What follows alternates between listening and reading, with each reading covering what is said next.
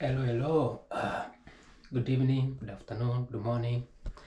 I don't know if the shot is reflective, but as you can see, I am again making a video in the evening. I should be making this video in the afternoon. But today I was kind of lazy, to be honest. But I guess because I was moving. But what happened was I need to put this in here. Woke up and arranged the things in the house, and I did some stuff, cleaning, and then moved some stuff to my other apartment. Then I was able to go to the gym, do some workout because I had to do the gym in the morning, in the afternoon at the university. Then I went straight back home, and then I did some homework in my own apartment. Then I was able to take a shower, then went to school, got off class, and then came here. So I could have done a video during those times, but I believe I spent so much time just sitting here doing nothing in the morning. I'm trying to be very low voice, but if you can hear, the entire room is actually sounding now. It wasn't like this like yesterday or the day before when I was recording in my closet, and that's because everything is now gone. Everything is not here anymore. As you can see, the shoes, there used to be shoes here, they're all gone to my real apartment. As I'm going to turn the camera around, my camera is not straight, so this used to be books. There used to be books here, and there was toilet paper. They're all gone. My shoes, there was shoes on this side like this, they're all gone. These are stuff for my shoes, and I'll take them back. And that's my drink, and the fridge is empty. I'm trying to clean it up, but yeah, so today I'm going to just sleep here. It's on Monday. I'm gonna sleep here, even though everything has gone to my new apartment. I still have stuffs in here. So this is for the landlord, and the bed is for landlord. So all these things are going to stay. And these are going. These are mine. So this is my food. In some salad, but all this is mine. The TV is not mine. The trash is mine, and all of this is empty. This is for the landlord. All of this is empty. All of this is good. The golf. This is my golf clubs, and they are actually going tomorrow. This is my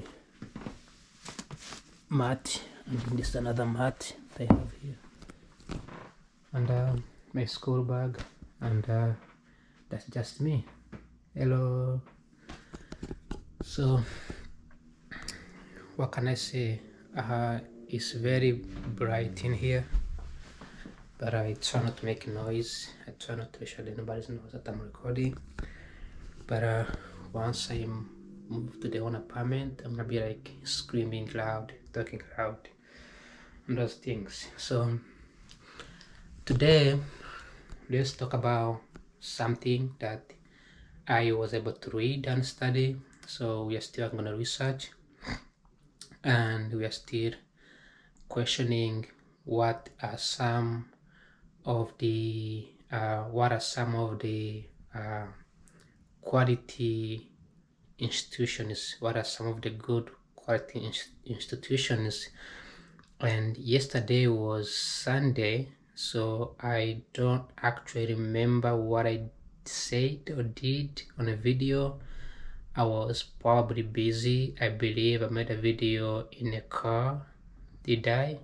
In the car? I made a video in a window. I don't remember. I think it was in a window.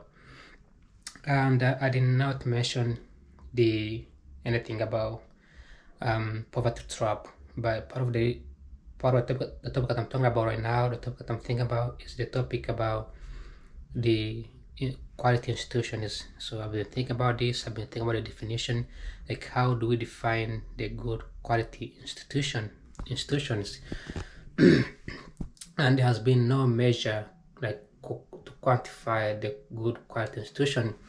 But there is some. I asked people on Saturday, and they gave me some answers, and I'm gonna share those answers a bit probably tomorrow.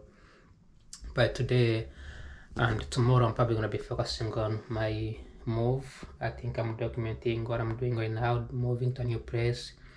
It's not a new thing. I have moved so many times, moved in different apartments, so many times. It's just that when I moved to Washington DC, things changed and things were completely weird. Like many employees got laid off, so there is no revenue coming from the federal workers, and every single job relies on federal workers. So when federal workers don't get income, there is no economy going on in Washington DC.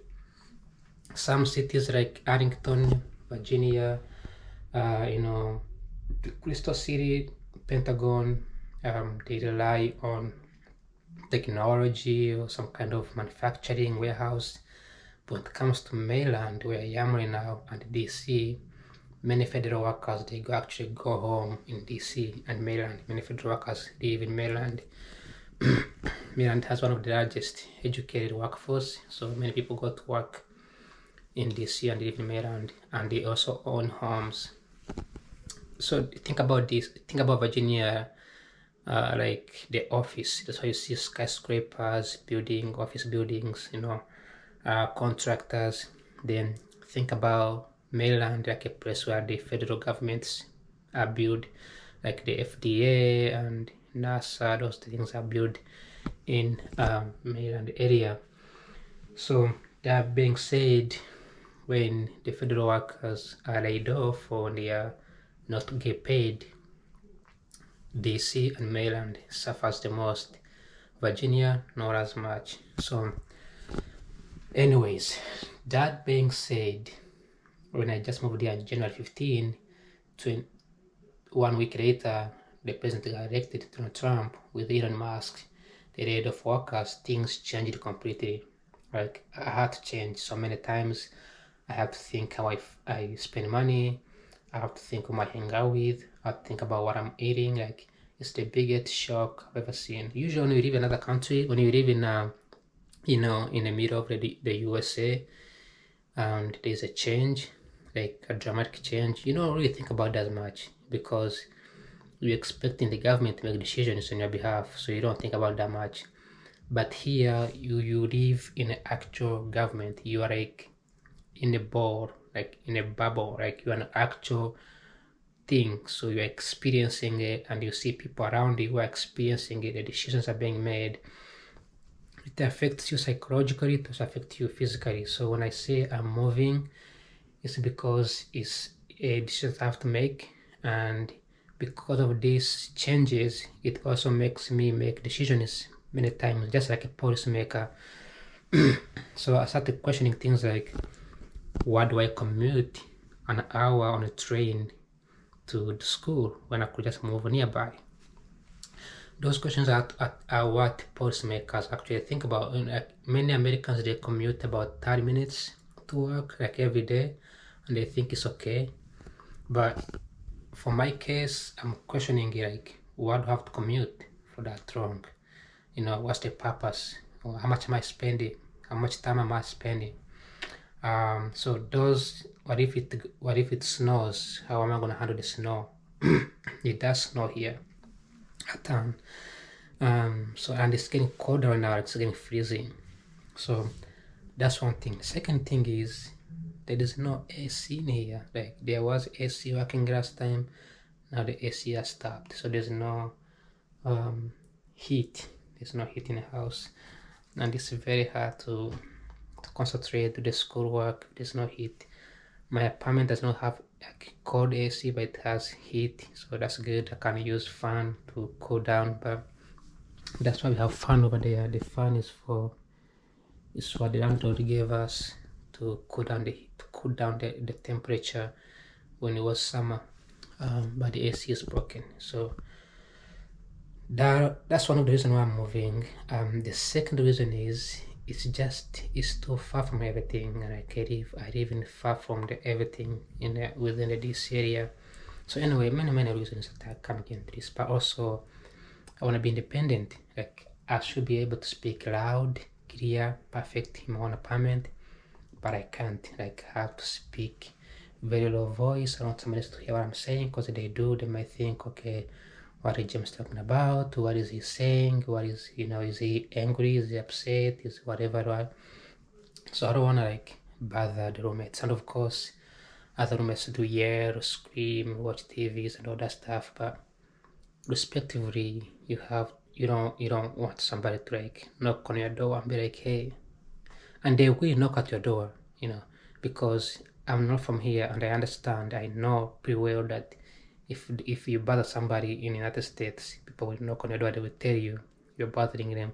If somebody who was born here is bothering them, they at least like tell them, which is opposite in our country in Africa. In Africa, when somebody is bothering you and that person is from there, you tell them. When somebody's from another place, you don't really tell them, like you become more nicer to them. You try to be more lenient and more nice and more cool. It's opposite in the United States. United States, when you're a foreigner here, people will actually tell you straight up, like, don't do this, don't do this, don't do this, right? They control you more, because this country is like, people are entitled. That's the main sort of some sort of the assumption. And because they are so entitled, they expect you to be entitled. And when you are cool and you're trying to be, very diplomatic, they take that as an advantage. So that's just an example. So anyways, I wasn't expecting to say this in a video, but anyway, so moving into one apartment means peace and having my own bathroom, having my own kitchen, cook whenever I want. And last year, this is like 2024, before moving to DC, I had my own apartment. I had a parking in my apartment. I had a gym. So moving from that lifestyle to the lifestyle of sharing kitchen with someone else, sharing this bathroom, having to clean the bathroom every single month because somebody, made it dirty, or somebody's having a bunch of kids and children coming over and then they are not cleaning up. So those are the things that made me rethink my decision. Is like, it's a good idea to have roommates, but there is a trade-off. And and look at the room, it's pretty tiny. Like, I can't have friends come over. I have to hang out here almost all the time. I could go downstairs, but there is a possibility that the landlord is gonna yell at you like, "This is my TV, man. Don't you use it? I'm gonna use this TV. Use your own TV in your own room." That's the kind of thing you expect. So this is the fact. I'm telling you the things that I know. In America, you are advised to live like this for a certain amount of years, then save money and you buy an actual house. But you cannot buy a house if you live like this. Why? Because I barely cook. If I cook, I like to cook meals like the actual African meal, and there is like very strict how much you can cook. Americans, they don't cook. They just buy frozen food and they put in the microwave and they eat that. And that's what I've been doing. Really buying chicken, eating chicken, because of course I'm working out, but so that's kind of stuff I'm talking about. And they like it. They never questioned me like, why are you not cooking, or why are you not make this? No, they're like, oh yeah, you're a good guy, you live here because you are just a good guy. That's because I don't cook, right? So just spilling the beans here, telling you what the lifestyle is like. Other than that, the neighborhood has been great, everything's been perfect, but it's that moment to actually start living in an apartment. I hate living by myself. I hate not having roommates. That's why I'm gonna have friends come over. especially my African friends. I want to have them come over, eat food, drink. I like to have people come over to my house, so I don't want to be alone. But other than that, that's what I got for today. It was just an update that my house is gonna be empty soon. I'm gonna show you guys when it's empty.